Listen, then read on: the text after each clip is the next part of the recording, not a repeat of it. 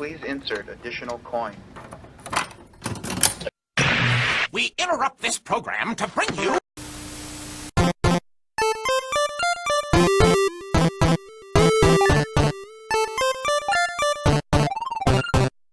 Hi guys, I'm back another Monday, third Monday consecutively in a row. I'm actually pretty proud of myself. We're doing great. So I have been in love with multiple fandoms for a long time. Your girl's been in Marvel, into anime, into musical theater. Heck, we even had a very strong Pirates of the Caribbean phase, okay? But if a fandom has ever been involved in my adolescence more than anything, it has been K-pop.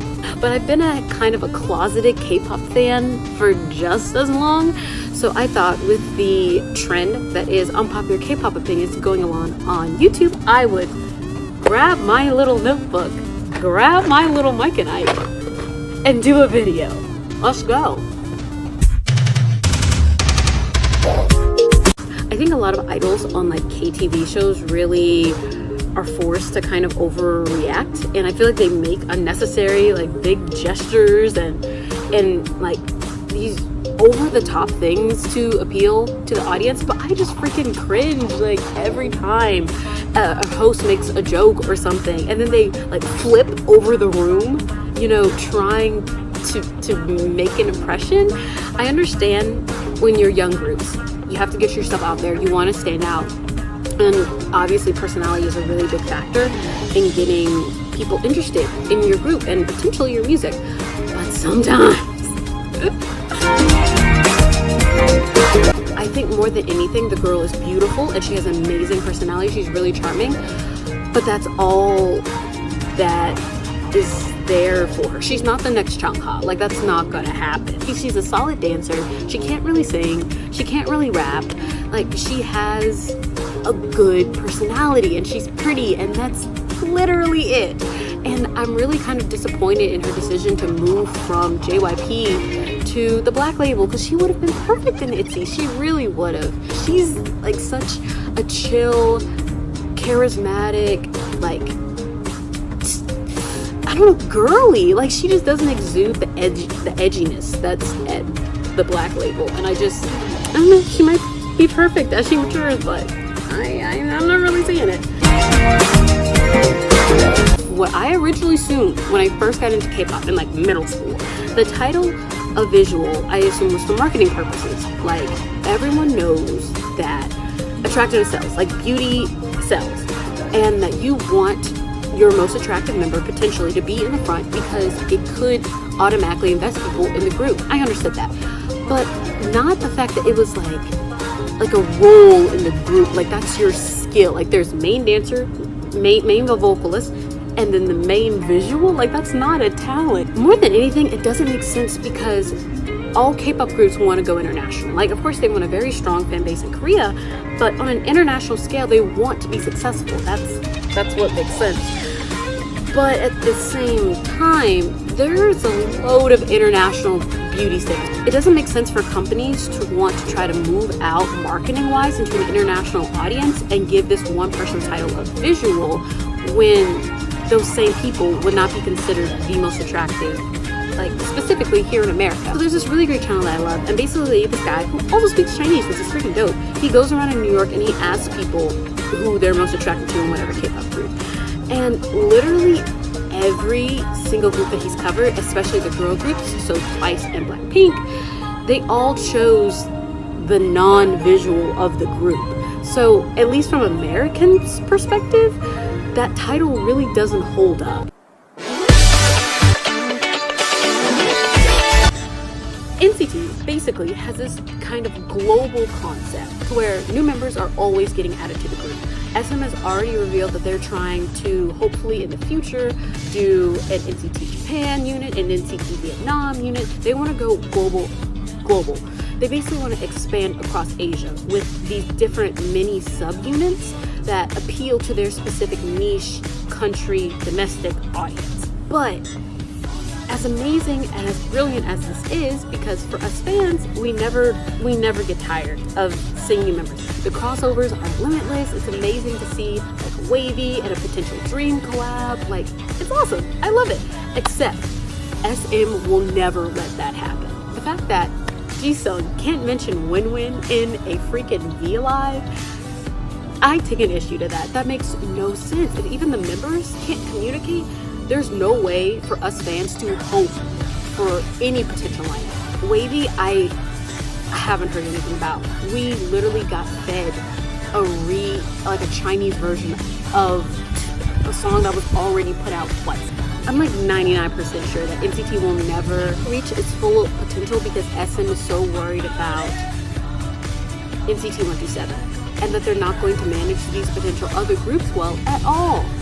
And it's not gonna happen, and I'm really sad about it. Not to mention that SM has a real problem with its Chinese members and not taking care of its foreign members well at all, but that's a video for another day, so. I almost wish, like, groups like BTS, even though they deserve a Grammy, I almost wish they didn't go to the Grammys and didn't participate in any Billboard stuff, because I see as a fan that all it is they're using them for clout. They're just using them to get views and get clicks. And it's so frustrating because you know they deserve to be there. I really feel like it's this new zany kind of exotic Asian thing that's coming in. And it's not going to be something that's just regularly going to be on our radio. Like Monsta X has a new comeback. Oh, guess what? It's on Kiss FM. Like, it's not going to happen. I have been standing Day 6 for 2 years. I'm a proud Day 6 stan. They are amazing. There is no song, and I mean no song, that I don't like. I can listen to their albums straight through. Same with Red Velvet and same with Shiny. And it's so refreshing. They know who they are as a group, and they constantly can adapt to new concepts, new styles, and you can see them grow. And I love being able to grow with them. And they're amazing. Period. Done. Okay, next. Their peak was the boyish, funny concept. I'm talking like My Pace. I'm talking like Awkward Silence. Like, I need more songs like that. Stray Kids songs literally just sound like noise to me, and I can't get into them. I mean, My Pace, of course, did have that like big beat drop, but there's a difference between a beat drop and your whole song sounding like a garbage disposal. I feel like it really tries to cover up the lack of dancing in the video. Like, some of them are great. I love watching them because they're so engaging, but most of the time, Blackpink is a perfect example of this. They're covering up how bland the dance is, because if you just sat a Blackpink dance down and just watched it, the moves are repetitive and boring. Like,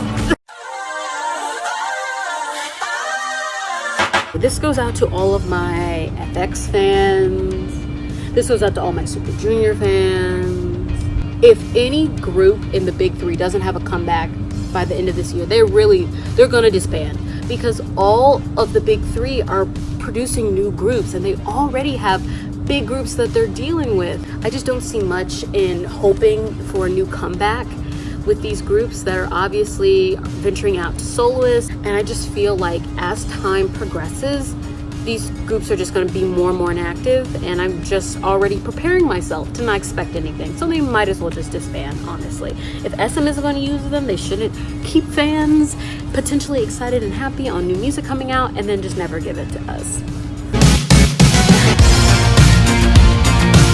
EXID is the most well-rounded girl group. I'm not saying most talented. I'm not saying they paved the way. I'm just saying that EXID, they have great rappers. They have an amazing vocal line. Their stage presence is awesome, and their discography slaps. And all around, they look like they enjoy each other's company. They look great together. And I feel like people are just now realizing, while EXID is on the brink of disbanding, how amazing they are. And it's so sucky. Sunny's from Girls' Generation has the best Aegyo. You can at me on this because I'm so perfectly fine. I think most Americans don't like Aegyo because it's a Korean concept. Totally fine with it, understand it. It's not for me in general. I know some Americans freaking love Aegyo. It's not mine to love or like. It's a Korean thing. But the only idol that I don't cringe at or feel like that's a grown woman acting like a child, that's weird, is Sunny from Girls' Generation. She is freaking adorable, and I want her in my pocket. She's so cute. I need to go to the next point.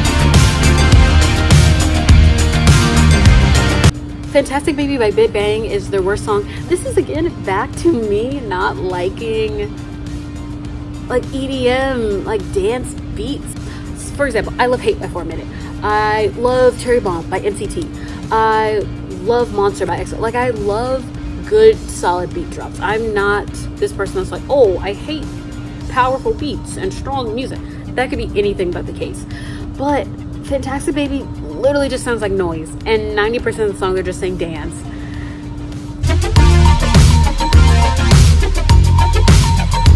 This happens with every generation of K-pop fans. At one point, everyone was getting K-pop because of the Girls' Generation. Then at another point, everyone was getting K-pop because of Big Bang. Then everyone was getting K-pop for SHINee. Then everyone was getting K-pop for EXO. This happens with every generation, and I hate how people dog on BTS fans and ARMYs for just being into K-pop for BTS. If you love BTS, then you love K-pop because they produce K-pop songs. Hopefully from BTS you can grow and learn different songs and find different avenues to meet different groups, but you don't have to feel pressure to learn everything about K-pop just because you only stan one group. Onu is the best idol actor, period, point blank. If you don't believe me, go see Descendants of the Sun. Yes, it may be a little like overrated, it may be a little too mainstream, but it's a freaking great drama and he does a really awesome job in it. Sometimes I feel a little cringy watching idols act, but he does a really awesome job. And I don't know, my little K-popper heart was really proud of him.